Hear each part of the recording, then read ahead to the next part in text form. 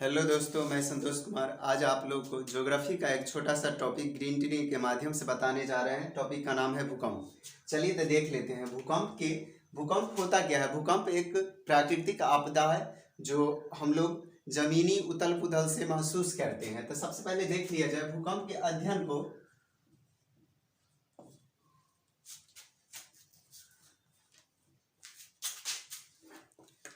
को सिस्मोलॉजी कहा जाता है।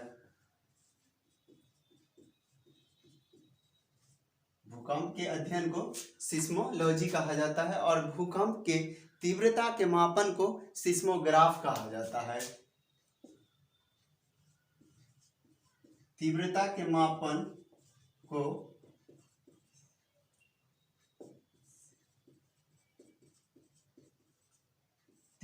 मापन को सिस्मोग्राफ कहा जाता है।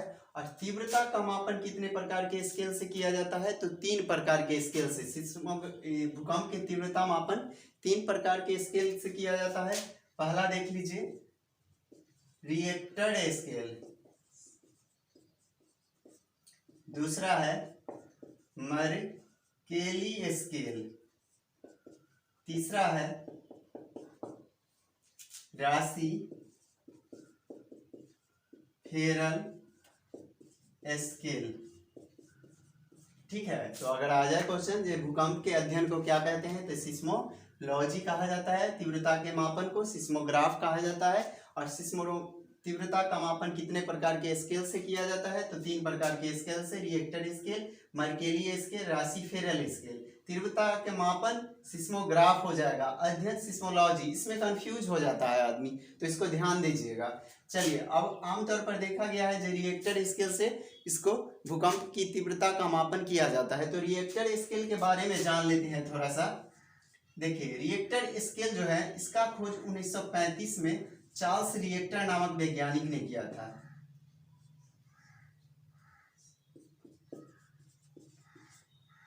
चार्ल्स रिएक्टर नामक वैज्ञानिक ने किया था। देखिए, रिएक्टर स्केल पर 0 से लेके और 10 तक अंकित रहता है। 0 से लेके 10 तक इस पे अंकित रहता है। अगर देख लीजिए, इसमें अगर 2 की तीव्रता अगर मापा जाता है 2 से 3 तक, तो थोड़ा सा झटका महसूस होता है। अगर वही 6 के तीव्रता या 6 पॉइंट कुछ की तीव्रता मापा जाता है तो विनाशकारी भूकंप उत्पन्न होता है। ठीक है, तो जान गए स्केल का नाम। अब देख लेते हैं जो भूकंप का उत्पत्ति कैसे होता है। देखिए, जर्मन का एक महान वैज्ञानिक वेगनर ने बताया था कि भूकंप जो है पृथ्वी के 100, मान लीजिए यहाँ पर, मान लीजिए ये सब जल है, यहाँ हमारा धरातल है। यहाँ से 100 से अधिक धरातल से अगर हम 100 से अधिक किलोमीटर नीचे जाएंगे तो लिक्विड अवस्था आता है। लिक्विड अवस्था से ऊपर प्लेट है बना हुआ, ठीक है ना। और वह प्लेट जो है से 3 प्रकार की गति करता है। वेगनर के अकॉर्डिंग यह 3 प्रकार की गति करता है। कौन सी प्लेट? तो देख लेते हैं कौन कौन सा गति है। देखिए, रूपांतरण गति, उसके बाद है अपसारी गति, उसके बाद है अभिसारी गति। प्लेट 3 प्रकार के वेगनर के अकॉर्डिंग गति करता है। रूपांतरण गति, उसके बाद अपसारी गति, अभिसारी गति।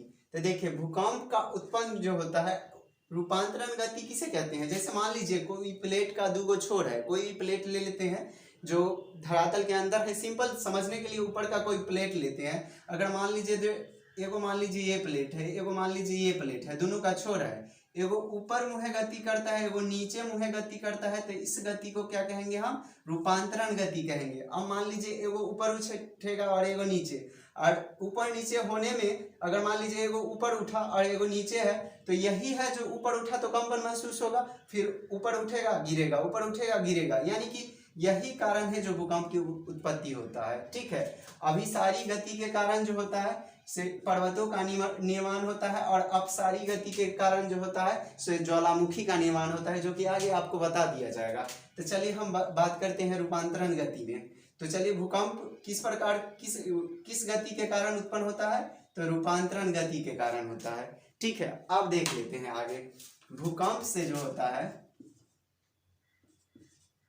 भूकंप 3 प्रकार के तरंग उत्पन्न करता है। कितने प्रकार के तरंग उत्पन्न करता है? 3 प्रकार के। एगो होता है प्राथमिक तरंग,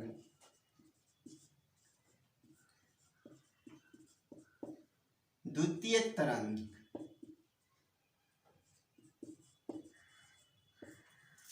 इसके बाद है तृतीयक तरंग। देख लेते हैं। तो प्राथमिक तरंग को P से डिनोट किया जाता है, द्वितीय तरंग को S से डिनोट किया जाता है और तृतीय तरंग को L से डिनोट किया जाता है। इसका खोज जो है एच डी लव ने किया था, HDLOVE लव ने किया था इसका। यानी कि भूकंप कितने प्रकार के रे उत्पन्न किया? 3 प्रकार के, प्राथमिक तरंग, द्वितीयक तरंग और तृतीयक तरंग। ठीक है, चलिए इससे क्वेश्चन क्या क्या पूछा जाता है। पहला तो क्वेश्चन आता है इससे 3, देखिए प्राथमिक भूकंप के तरंग 3 प्रकार के, आप प्रत्येक से 3-3 बात याद कीजिए। प्रथम से बात याद कीजिए प्राथमिक तरंग से, यह ठोस और द्रव में गमन करता है। प्राथमिक तरंग ठोस और द्रव में गमन करता है। दूसरा बात याद रखिएगा, जिसका सबसे ज्यादा चाल है, इसका चाल 8 किलोमीटर पर सेकेंड है। प्राथमिक तरंग का सबसे अधिक चाल है, कितना है? 8 किलोमीटर प्रति सेकेंड है। अब तीसरी बात हमको याद रखना है, जो मात्र एक प्राथमिक तरंग है जो पृथ्वी के केंद्र से होके गुजरती है। मात्र एक प्राथमिक तरंग है जो पृथ्वी के केंद्र से गुजरती है। अब देखिए प्राथमिक तरंग क्या है। प्राथमिक तरंग की चाल सबसे अधिक है 8 किलोमीटर पर सेकेंड। ये ठोस द्रव दोनों से होके पास करता है और इसका ये जो एकमात्र यही एक तरंग है जो पृथ्वी के केंद्र से होके गुजरती है। अब द्वितीय से 3 बात याद रखना है। चलिए देखिए इसमें, तो ये ठोस और द्रव दोनों से होकर गुजरता है और ये देखिए ओनली फॉर ठोस से होकर गुजरता है, ठीक ना। द्वितीय तरंग सिर्फ ठोस से होकर गुजरता है। द्वितीय तरंग का चाल जो है 4 किलोमीटर पर सेकेंड है। द्वितीय तरंग की चाल 4 किलोमीटर पर सेकेंड है। तृतीय तरंग का चाल जो द्वितीय तरंग जो है से इस तरंग को जो है से अनुप्रस्थ तरंग भी कहा जाता है। अनुप्रस्थ तरंग भी कहा जाता है।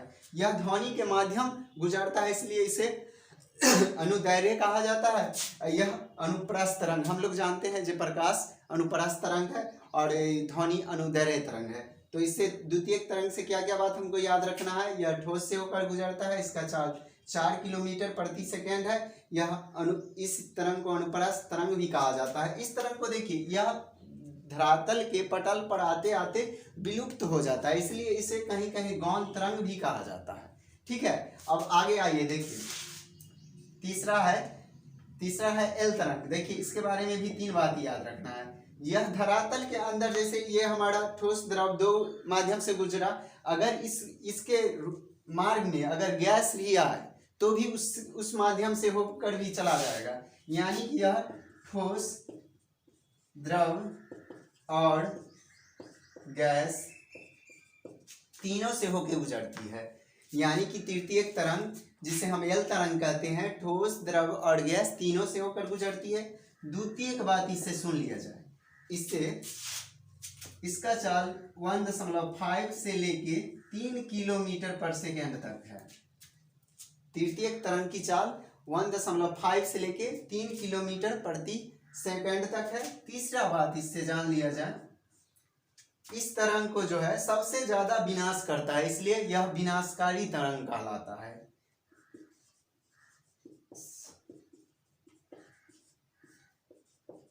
सबसे ज्यादा विनाशकारी तरंग कौन सा हो जाएगा?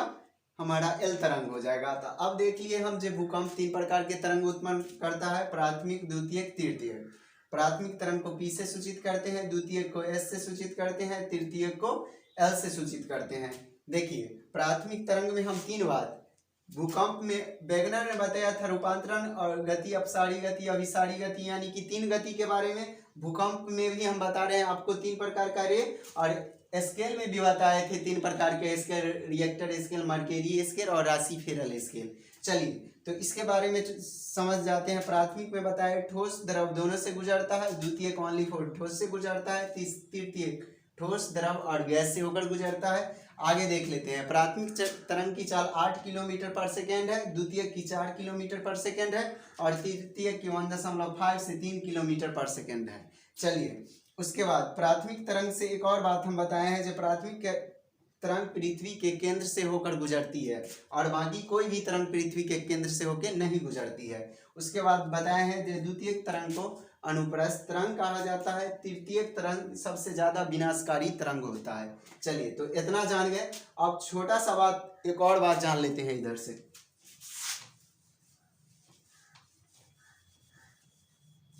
देखिए अब देखिए इसका पूर्वानुमान के बारे में पढ़ लेते हैं।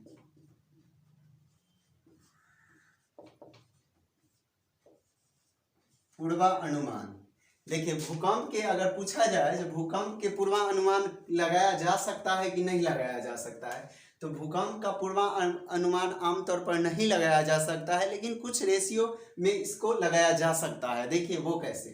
देखिए भूकंप जब आने वाला रहता है तो वायुमंडल में रेडॉन गैस की मात्रा अधिक हो जाती है। कौन सी गैस की? तो रेडॉन गैस की। भूकंप जब आने वाला रहता है तो रेडॉन गैस की मात्रा अधिक हो जाती है। और दूसरा बात ये है जो कुछ जानवरों है जैसे कुत्ता बिल्ली, इस समय अजीब प्रकार की एक्टिविटी आ जाता है, ठीक है। यानी कि कुछ जानवरों में इसका पता चलने लगता है, जो इसका एक्टिविटी से आप पता कर सकते हैं कि जो कुछ होने वाला है, यानी कि भूकंप आने वाला रहता है तो वायुमंडल में रेडॉन, नहीं तो विशेष प्रकार से इसका अनुमान नहीं लगाया जा सकता है। लेकिन अगर क्वेश्चन आए तो आप रेडॉन गैस मार सकते हैं। पूर्वानुमान में अगर रहे जो कौन सी गैस की मात्रा बढ़ जाती है भूकंप आने पर, तो रेडॉन गैस की मात्रा बढ़ जाती है। चलिए अब आगे देख लेते हैं। देखिए मान लेते हैं जो यहाँ पर भूकंप उत्पन्न हुआ, ठीक है, यहाँ हमारा पृथ्वी है, ठीक ना, ये मान लेते हैं पृथ्वी है, ये पृथ्वी है और भूकंप यहाँ पर उत्पन्न हुआ। तो जहां पर भूकंप उत्पन्न होता है उसे हम केंद्र कहते हैं, मूल केंद्र भी कहा जाता है, यानी कि फोकस, ठीक है। भूकंप जहां उत्पन्न होती है उसे केंद्र कहते हैं और भूकंप पृथ्वी के सबसे पहले जिस स्थान पर पहुंचती है उसे अधिकेंद्र कहते हैं। तो एक बार और सुन लीजिए, जहां भूकंप उत्पन्न होती है उसे हम क्या कहते हैं? केंद्र कहते हैं, मूल केंद्र कहते हैं, ठीक है, या प्रधान केंद्र भी कहते हैं, ठीक है। और धरातल के सबसे ऊपरी परत पर जहां पर भूकंप, यानी कि इससे क्वेश्चन कंफ्यूज कर जाता है आदमी, तो ये नीचे का परत है जहां भूकंप उत्पन्न हुआ, यह पृथ्वी की ऊपरी परत है, ठीक ना, जहां पर पृथ्वी की ऊपरी परत, जहां पर भूकंप की तरंग पहले पहुंचती है, उसे हम क्या कहेंगे? अधिकेंद्र कहते हैं। और भूकंप की झटका सबसे पहले जहां हमको अनुभव होता है उसे भूकंप केंद्र कहते हैं, यानी कि उसका इंग्लिश एपिसेंटर होता है। चलिए तो इतना जान लेते हैं, इसको एक बार रिकॉल कर लिया जाए।